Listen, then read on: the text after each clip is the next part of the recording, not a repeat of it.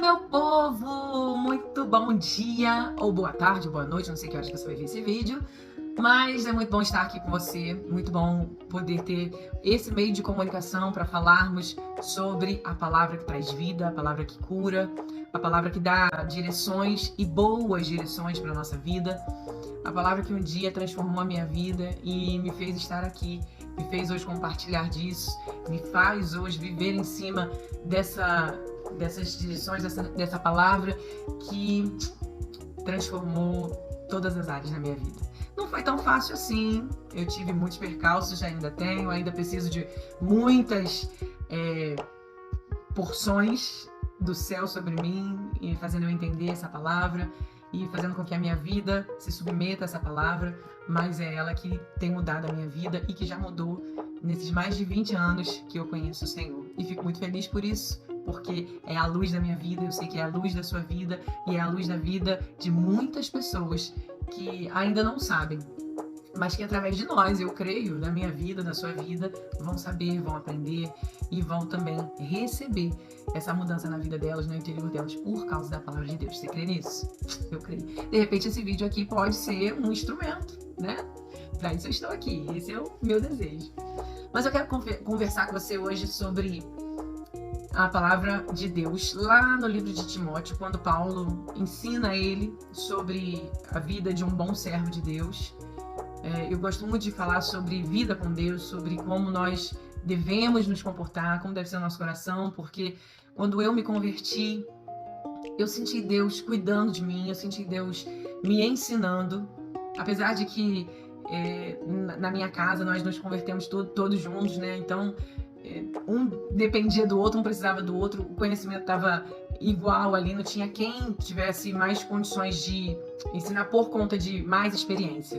Claro que a gente sempre respeitou, por exemplo, meu pai, que tinha um conhecimento, buscava mais, enfim, mas eu não tive o cuidado, a ajuda de um discipulador, de um pastor. Meu pai também não teve, nossa família. Então nós crescemos de uma forma mais solta, sozinhos. E foi ruim, mas foi bom. Eu soube retirar o que foi bom dessa experiência. E eu vi Deus cuidando da gente. Eu vi Deus dando ensinamento, alimento, força, sabedoria. Em momentos em que a gente mais precisava de conselhos, eu vi Deus revelar coisas pra gente, enfim. E Paulo aqui ensina, aconselha um jovem, Timóteo, a como ser um bom servo de Cristo. No capítulo 2 de 2 Timóteo, ele fala sobre isso. E no capítulo 3, ele fala sobre os perigos dos últimos dias, sobre como se encontrariam as pessoas, como seria o coração das pessoas, a mente das pessoas nos últimos dias. É completamente o que a gente vê hoje. Se você ler esse capítulo, você vai concordar comigo e você com certeza vai ter alguém que você vai lembrar e vai falar assim, tudo a ver com essa palavra. Essa pessoa vive isso. E é o que está ligado aos dias que nós estamos vivendo. Mas eu quero chamar a sua atenção para lá no finalzinho do versículo 4 do capítulo 3, a última frase do versículo 4, que diz: e amarão os prazeres em vez de amar a Deus. E essa é a questão. O versículo que me chamou a atenção porque se você olhar hoje para a internet, se você olhar hoje para o Instagram, para o Twitter então, Twitter é o lugar onde as pessoas adoram falar e não tem lei, parece que não tem lei. Tudo você pode falar, tudo você pode postar, tudo você pode se expressar de uma forma que parece que não tem lei. Mas não só o Twitter, a internet em si, o mundo em si, que a geração de hoje vive é assim, é livre, é solta. Só que uma liberdade muito perigosa, uma liberdade que traz consequências gravíssimas. Só que os olhos fechados dessa geração não conseguem entender isso. E o que a gente mais vê na internet é exatamente isso, uma geração que ama a si. Exatamente como a frase que a gente leu. Amam os prazeres ao invés de amar a Deus. Olha que comparação legal que Paulo fez aqui. O amor que as pessoas nos últimos dias teriam era para si, os prazeres que elas queriam ter, que elas querem, que elas desejam, ao invés de amar a Deus. Ou seja, esse prazer que as pessoas tanto querem consagrar, colocar como prioridade na vida delas, na verdade deveria ser a Deus. O motivo de tantas coisas ruins que a gente vê acontecer, o motivo de tantas situações horríveis, e às vezes a gente até pensa assim, poxa, mas Deus não está vendo essa maldade, Deus não está vendo circunstâncias tão difíceis, Deus não poderia mudar. Então, mas nós estamos nessa geração, nesse tempo, onde as pessoas amam mais os seus prazeres. Em troca dos seus prazeres, em troca daquilo que elas querem viver, elas são capazes de qualquer coisa. E o que pode ser maior do que o prazer da pessoa e ela querer viver o prazer? Somente encontrar-se com Cristo. Somente isso. Porque até a pessoa ter de verdade um encontro com Jesus, ela não consegue associar, ela não consegue entender que o que nós vivemos, por exemplo, a nossa vida voltada para Deus, para querer agradar a Deus. Nós hoje temos o desejo de nos vestir, não falar qualquer coisa, cuidar dos nossos comportamentos, porque nós temos um alvo, e o nosso alvo é agradar a Deus. As pessoas que ainda não se encontraram com Jesus ainda não têm esse alvo. E por não ter esse alvo, quando elas comparam com o que a gente vive, para elas quem é o louco, para elas quem é o perdido, para elas quem é o preso, somos nós. Porque não conseguem entender que o que a gente vive é liberdade e o que eles vivem, na verdade, é prisão. Estão presos aos seus próprios prazeres, estão presos às suas próprias vontades, estão presos. O ídolo da vida deles é fazer aquilo que eles querem. É muito mais importante satisfazer a sua carne, satisfazer os seus desejos, cumprir com aquilo que o interior quer, independente do que o exterior vai falar, porque eles não se preocupam com isso. Muito mais importante para eles é isso do que ser devoto a Deus, do que se entregar e se submeter a Deus, estar debaixo de uma direção, de uma obediência e fazer isso por amor a Deus. Não, isso para eles é inadmissível. E o grande problema disso é que isso entra na nossa casa. O grande problema disso é que isso alcança os nossos filhos, isso alcança a nossa família. E o que eu queria trazer aqui para nós é um alerta sobre como nós estamos fazendo para que o amor ao prazer que as pessoas querem fazer a qualquer custo, para que elas vivam aquilo, seja maior do que qualquer coisa, não chegue na nossa casa. Qual é a posição? Qual é o critério que nós estamos usando para que isso não chegue na nossa casa, na nossa vida? Porque nós estamos diante de uma tela que nos mostra qualquer coisa, que nos faz ficar à vontade e que nos faz, muitas vezes, até errar e pecar por causa dessa tela aqui. E o que nós estamos fazendo? Como nós estamos nos posicionando diante disso? Porque o amor que as pessoas têm em fazer os seus próprios prazeres, a alegria e o contentamento em viver os seus próprios prazeres, para elas é o suprassumo do assunto, é o que elas querem viver, é o que elas querem fazer. Isso se diferencia de nós, sim, mas isso pode chegar de forma sorrateira, de forma bem por baixo dos panos, dentro da nossa casa, dentro da nossa família, dentro dos nossos comportamentos, mesmo nós que já conhecemos as Escrituras.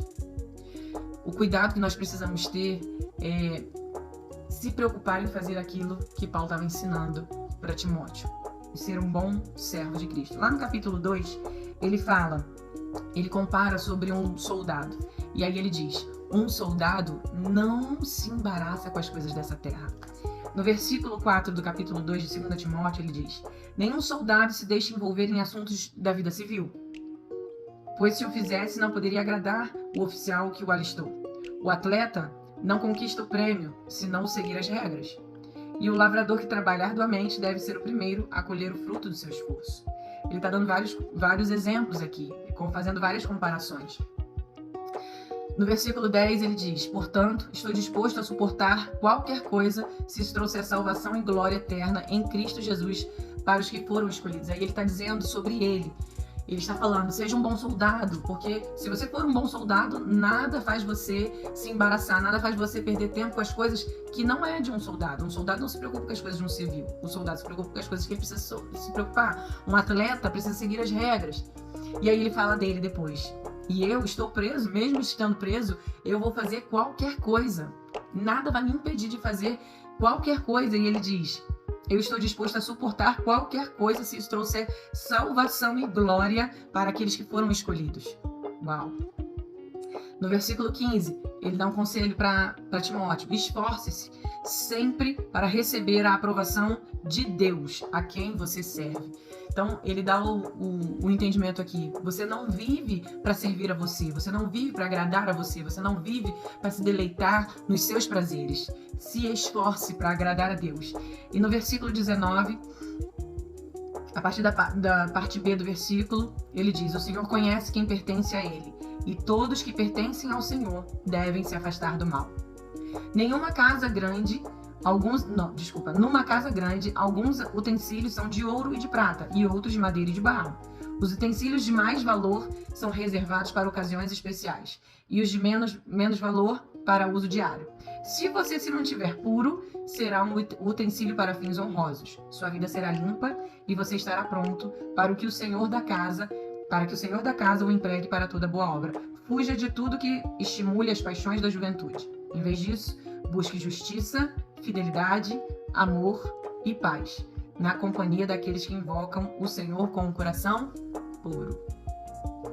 Então ele dá aqui o entendimento para que a gente saiba colocar limites, para que a gente saiba o que a gente deve fazer, porque é fato que nos últimos dias as pessoas estarão muito mais voltadas para si, muito mais desejosas de fazer aquilo que há no coração delas, sem se preocupar com a vontade de Deus. Como nós lemos aqui ele falar para Timóteo: esforce-se para fazer o que agrada a Deus.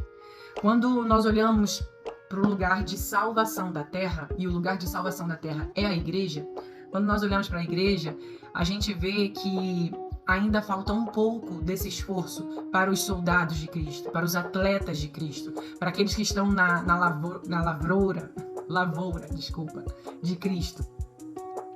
Porque precisam se empenhar mais, porque precisam se esforçar mais, porque precisam ter o foco exato em agradar a Deus, fechar as outras oportunidades e trabalhar em agradar a Deus.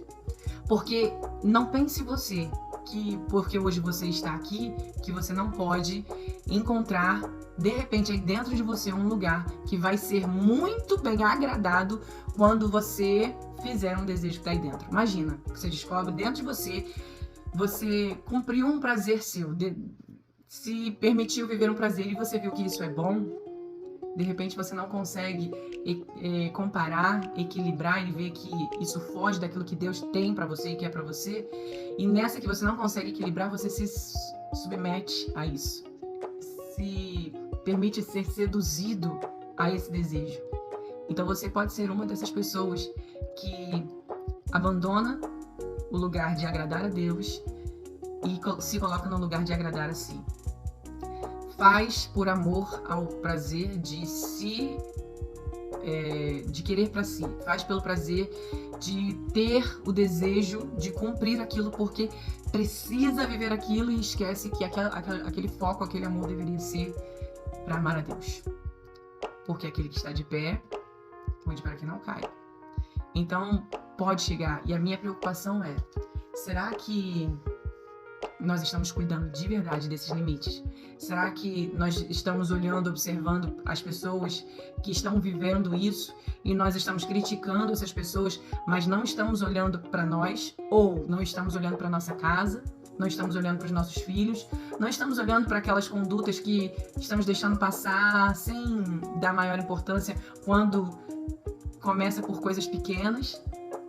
Ser um bom soldado de Cristo faz você estar muito atento e não se perder, não desviar o olhar daquilo que você realmente precisa. Ser um atleta faz você seguir as regras e não fazer da sua maneira. Ou seja, nós precisamos nos esforçar, precisamos entender que o tempo que nós estamos vivendo, ele é duro. Essa geração, ela está cada vez mais sem nenhum pudor. Essa geração está cada vez mais entregue a uma liberdade sem limites. E precisam se levantar aqueles que vão falar quais são os limites. Precisam se levantar aqueles que vão ser o exemplo. Porque não é só o fato de se levantar e dizer o limite é esse, mas você precisa corresponder ao que você diz. Então, É uma geração difícil, é uma geração que, para a gente criar os nossos filhos na presença do Senhor e fazer com que eles sejam apaixonados pelo Senhor, vai exigir bastante de nós. Pra gente mesmo, pra nós, nem só os nossos filhos, mas pra nós nos mantivermos nessa posição, também não vai ser fácil. Nós precisamos de muita força do céu, muita palavra de Deus, muitos devocionais, muitos discipulados, muito conhecimento bíblico, estar bem próximo do que nos alimenta, do que nos sacia, do que faz com que o Espírito do Senhor esteja falando e o nosso ouvido espiritual esteja sensível, absorvendo e entendendo. Estamos numa época em que nós precisamos nos posicionar de forma radical, de forma rígida muitas vezes, e saber cuidar, saber o que entra, saber o que sai, saber o que deve permanecer, saber o que deve retirar. Nós estamos nesse momento, estamos nos últimos dias e temos muita facilidade de viver o que eu li aqui, amar os prazeres ao invés de amar a Deus. Vamos cuidar disso, porque os prazeres, eles não são um Deus. A gente não faz por eles qualquer coisa, a gente faz por Deus qualquer coisa, mas para os nossos prazeres, não. Então a gente precisa saber fechar portas e colocar limites para que essas coisas não alcancem a nossa vida e a gente não se perca. Amém? Que essa seja uma responsabilidade na sua vida com Deus. Que essa seja a sua oração, que essa seja a sua preocupação diária em saber se você está alimentando os seus prazeres ou se preocupando em amar a Deus. É isso, gente.